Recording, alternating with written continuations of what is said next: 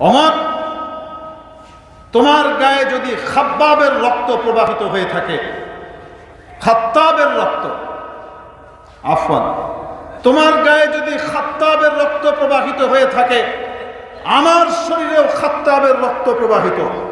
তুমি যদি অন্ধকার আর জুলমতের উপরে, বিভ্রান্তির উপরে মজবুত আর অটল থাকতে পারো, মনে রাখবা হক, হক্কানিয়ত এবং সত্যের আলো পাওয়ার পরে আমরাও সত্যের উপরে অটল অবিচল থাকতে পারি। তুমি আমাদেরকে মারতে পারো, আমাদের রক্ত বের করতে পারো, আমাদের প্রাণ ছিনিয়ে নিতে পারো, আমার কাছ থেকে কোরআন এবং ঈমানকে ছিনিয়ে নিতে পারবে না। হযরত ওমর গোসল করে আসলেন, বাবরি চুল থেকে টপ টপ করে পানি পড়ছে। এসে সামনে দাঁড়ানোর পরে কোরআনে হাকিম তার হাতে তুলে দেওয়া হলো। তিনি কোরআন হাতে নিলেন এবং নিয়ে তিলাওয়াত শুরু করলেন। সে জায়গাতে সূরা তাহা লেখা ছিল। তিনি পড়ছেন, বিসমিল্লাহির রহমানির রহিম, তাহা মা আনজালনা আলাইকাল কুরআনা লিতাশকা ইল্লা তাযকিরাতান লিমান ইয়াখশা তানজিলাম মিম্মান খালাকাল আরদা ওয়াস সামাওয়াতিল উলা আর-রাহমানু আলাল আরশি ইসতাওয়া লাহু মা ফিস সামাওয়াতি ওয়া মা ফিল আরদি ওয়া মা তাহতাস সারা। পড়ছে। ওমরের শরীরের মধ্যে কম্পন তৈরি হয়ে যাচ্ছে, চোখ থেকে অজর ধারায় পানি পড়ছে, আর ওমরের মুখ থেকে বের হচ্ছে, হায়, এত সুন্দর কিতাব থেকে, এত মায়াবী বাণী থেকে আমাকে এতদিন দূরে রাখা হয়েছে। আমাকে বলা হতো এটা বিচ্ছিন্নতাবাদীর কিতাব, আমাকে বলা হতো এটা বিভেদ তৈরির কিতাব, আমাকে বলা হতো মুহাম্মাদের বানানো উগ্র জঙ্গিবাদী কিতাব। আর এর ভেতরে পরতে পরতে কি মায়া, কি ভালোবাসা, কি মমতার বিচ্ছুরণ ঘটে চলেছে। এটা থেকে আমাকে বাধা দেওয়া হতো। হযরত ওমরের চোখ দিয়ে পানি পড়ছে আর বলতে লাগলেন, আমাকে মুহাম্মাদের কাছে নিয়ে চলো। হযরত ওমর রাদিয়াল্লাহু তাআলার নাম শুনেছেন তো? না কেন? জি, শুনেন নাই? হযরত ওমর রাদিয়াল্লাহু তাআলা আনহুকে একবার পাম দিয়ে খেপায় দিল আবু জেহেল, আবু লাহাব। কারণ নিজেদের তো মুরুদ নাই, হিম্মত নাই। এখন ওমর যেহেতু আবেগী এবং ওমরের ভিতরে যেহেতু শৌর্য বীর্য আছে, ওমরের ভিতরে যেহেতু সাহস রয়েছে, এজন্য ওমরকে আস্তে করে পাম দিয়ে কি করে দিছে? খেপায় দিয়েছে। কি করতে হবে? সমাজের মধ্যে বিভক্তি সৃষ্টি করে দিয়েছে এই মুহাম্মদ। সে এসে আমাদের এলাকার ভিতরে একে অপরের ভিতরে গন্ডগোল লাগিয়ে দিয়েছে। আগে আমরা সবাই এক ছিলাম, ও এসে এমন কি এক শুরু করলো, এখন আমাদের একজন আরেকজনের মুখ দেখতে পারে না। দেখলেন কেমন? দোষ কার? মুহাম্মাদের।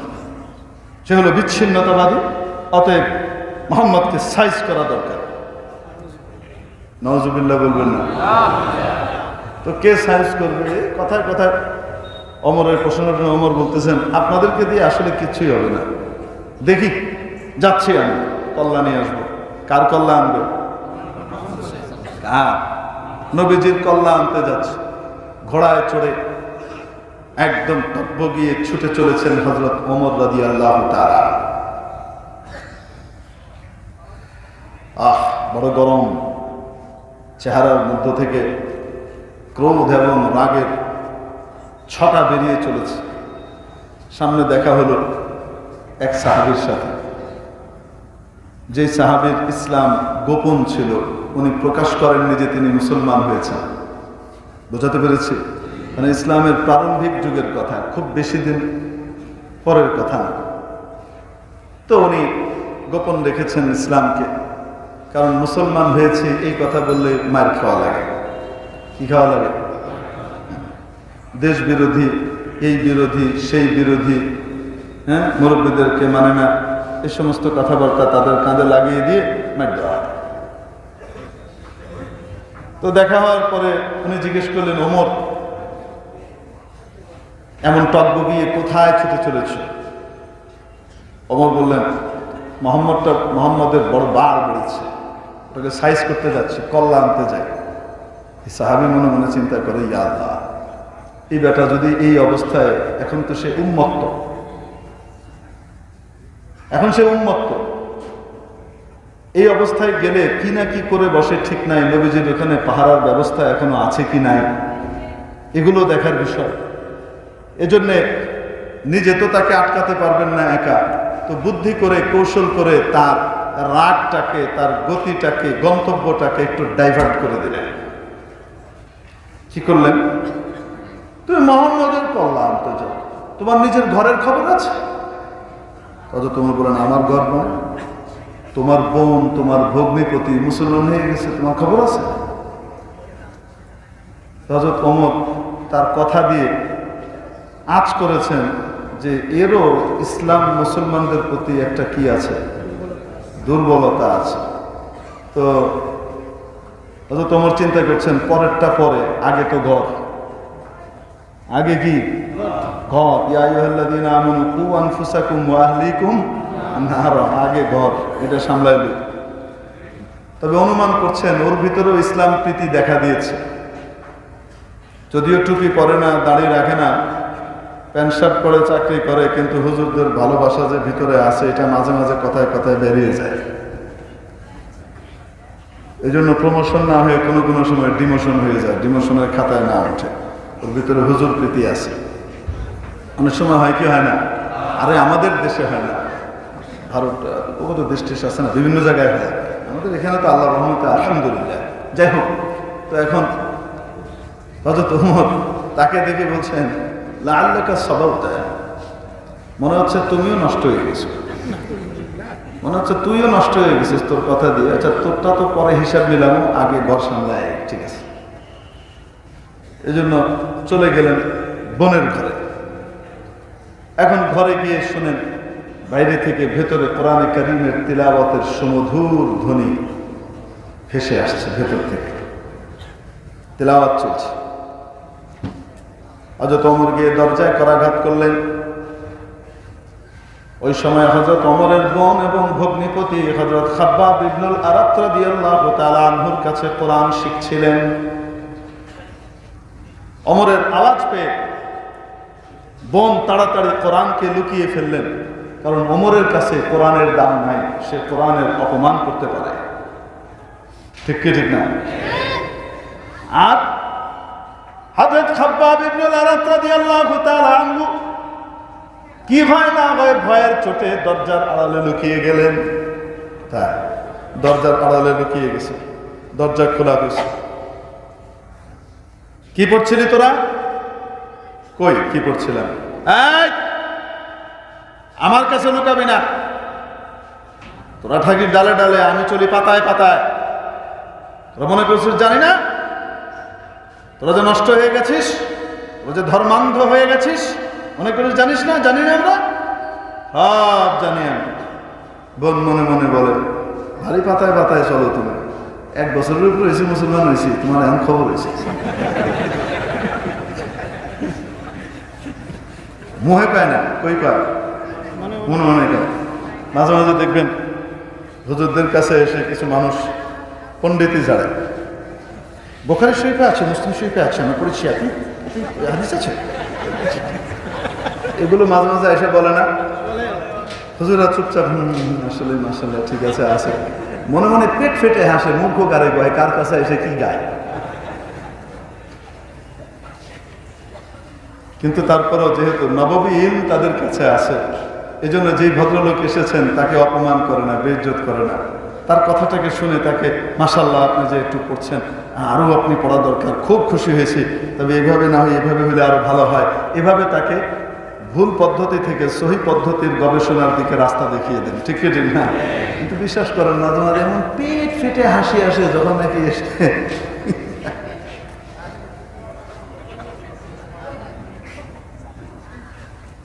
কিন্তু মুখে বলে না কিছু।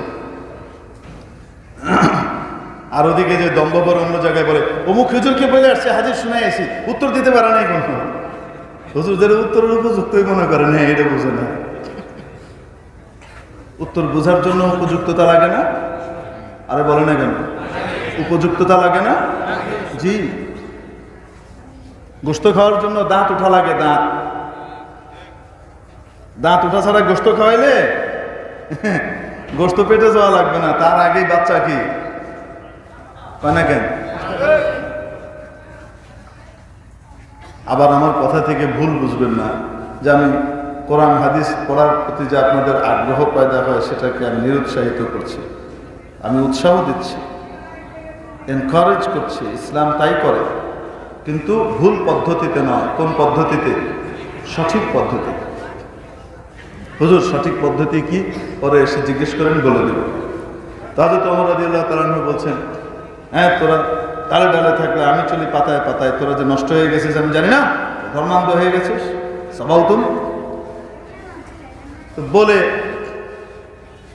বোনকে বাদ দিয়ে বোনের জামাই যে ভগ্নিপতি তাকে ধরে কঠিন মার দিয়েছে, তলোয়ারের বাঁক এবং ধনুকের ছিলা দিয়ে একদম বেদম পেটানো শুরু করেছে।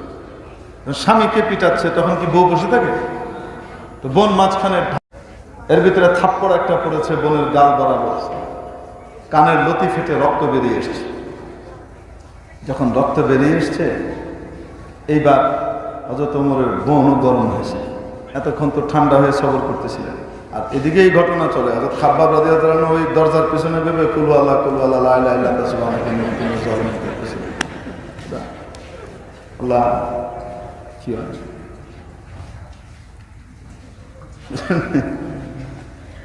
এখন হযরত ওমরের বোন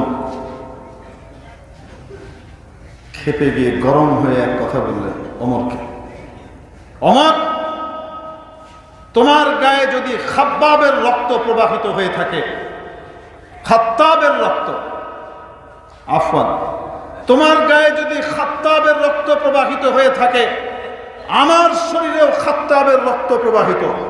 তুমি যদি অন্ধকার আর জুলমতের উপরে, বিভ্রান্তির উপরে মজবুত আর অটল থাকতে পারো, মনে রাখবা হক, হাক্কানিয়ত এবং সত্যের আলো পাওয়ার পরে আমরাও সত্যের উপরে অটল অবিচল থাকতে পারি। তুমি আমাদেরকে মারতে পারো, আমাদের রক্ত বের করতে পারো, আমাদের প্রাণ ছিনিয়ে নিতে পারো, আমার কাছ থেকে কোরআন এবং ঈমানকে ছিনিয়ে নিতে পারবে না। হযরত ওমরের বোনের এই কঠিন গরম কথা শোনার পরে হযরত ওমরের যত একটা রত্ন সোনা, তো এই সোনার উপরে ধুলার আস্তর পড়েছে, এই আস্তরের ভিতরে জোরে বাড়ি পড়েছে। হযরত ওমর নরম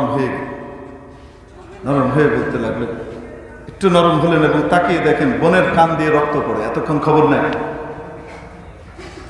দেখার পরে ওমরের মনের মধ্যে অদ্ভুত মায়া এবং বিবেক জেগে উঠল।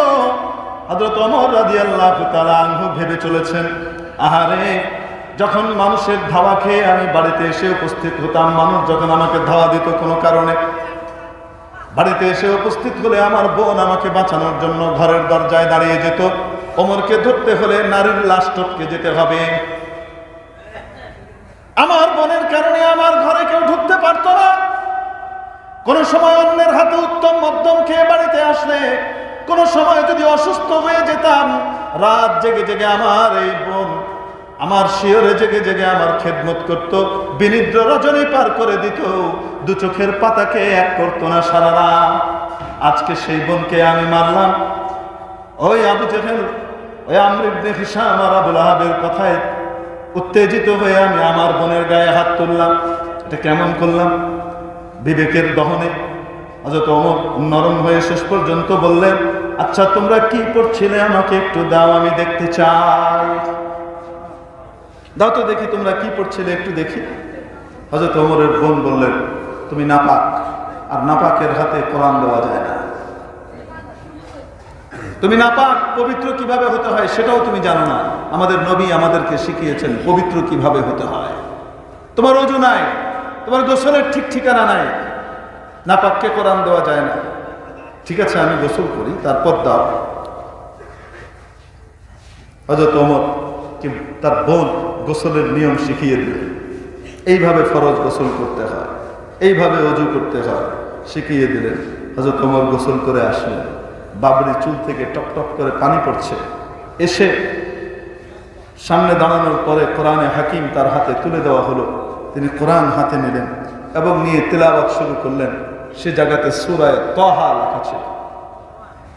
তিনি পড়ছেন বিসমিল্লাহির রহমানির রহিম তাহা মা আনজালনা আলাইকাল কুরআনা লিতাশকা ইল্লা তাযকিরাতান লিমান ইয়াখশা তানজিলাম মিম্মান খালাকাল আরদা ওয়াস সামাওয়াতিল উলা الرحمن على العرش استوى له ما في السماوات وما في الأرض وما تحت الثرى পড়ছে ওমরের শরীরের মধ্যে কম্পন তৈরি হয়ে যাচ্ছে, চোখ থেকে অজর ধারায় পানি পড়ছে, আর ওমরের মুখ থেকে বের হচ্ছে হায়, এত সুন্দর কিতাব থেকে, এত মায়াবী বাণী থেকে আমাকে এতদিন দূরে রাখা হয়েছে। আমাকে বলা হতো এটা বিচ্ছিন্নতাবাদের কিতাব, আমাকে বলা হতো এটা বিভেদ তৈরির কিতাব, আমাকে বলা হতো মুহাম্মাদের বানানো উগ্র জঙ্গিবাদী কিতাব। আর এর ভেতরে পরতে পরতে কি মায়া, কি ভালোবাসা, কি মমতার বিচ্ছুরণ ঘটে চলেছে। এটা থেকে আমাকে বাধা দেওয়া হতো। হযরত ওমরের চোখ দিয়ে পানি পড়ছে আর বলতে লাগলেন আমাকে মুহাম্মাদের কাছে নিয়ে চলো। হযরত খাব্বাব ইবনে আল-আরাত রাদিয়াল্লাহু তাআলা আনহু দরজার পিছন থেকে বের হয়ে আসলেন, এসে বলেন আবশির ইয়া ওমর, ও ওমর সুসংবাদ গ্রহণ করো। সামি'তু বিউযুনাইয়া রাসূলুল্লাহ সাল্লাল্লাহু আলাইহি ওয়াসাল্লাম ইয়াদউ আল্লাহুম্মা আইয়িদ দীনাকা اللهم أيد الإسلام بعمر بن هشام أو عمر بن الخطاب يا الله তোমার দ্বীন ইসলামকে তুমি, আমি নবীজি মুহাম্মদুর রাসূলুল্লাহ সাল্লাল্লাহু আলাইহি ওয়াসাল্লামকে দোয়া করতে শুনেছি, তিনি বলেছেন ও আল্লাহ তুমি আমর ইবনে হিশাম মানে আবু জেহেল অথবা উমর ইবনুল খাত্তাবের মাধ্যমে তোমার দ্বীনকে শক্তিশালী করো। ওমর নবীজি যেহেতু বিচ্ছিন্ন বাচক অব্যয় দিয়ে বলেছেন হয়তো এটা নয়তো এটা, মনে হয় তোমার জন্যই নবীজির দোয়া কবুল হয়ে গেছে আর আবু জেহেলের কপাল পুড়েছে, ওর কপাল মনে হয় না, তোমার জন্য কবুল হয়েছে, চলো। নবীজির দরবারে নিয়ে গেলেন। নবীজির দরবারে হাজির হওয়ার পরে ওমর কালিমায়ে শাহাদাত পাঠ করলেন এবং যে তলোয়ার দিয়ে কল্লা নিতে এসেছিলেন সেই তলোয়ার নবীজির পদপ্রান্তে রেখে বললেন ইয়া রাসূলুল্লাহ এসেছিলাম আপনার কল্লা নিতে, কল্লাটা দিয়ে গেলাম। ওমরের হৃদয় নরম কথায় হয় নাই, ওমরের মনের উপরের কালো পর্দা দূর করার জন্য আল্লাহ তাবারক ওয়া তাআলা তার বোন ভগ্নিপতির কোরবানি এবং কোরবানির পরে কঠোর কথা এবং কঠিন বাক্য এটাকে ব্যবহার করেছেন ওমরের কঠিন ময়লাকে দূর করার জন্য। এজন্য কখনো কখনো নরম কথা, কখনো কখনো আসতে বলেন, কখনো নরম কখনো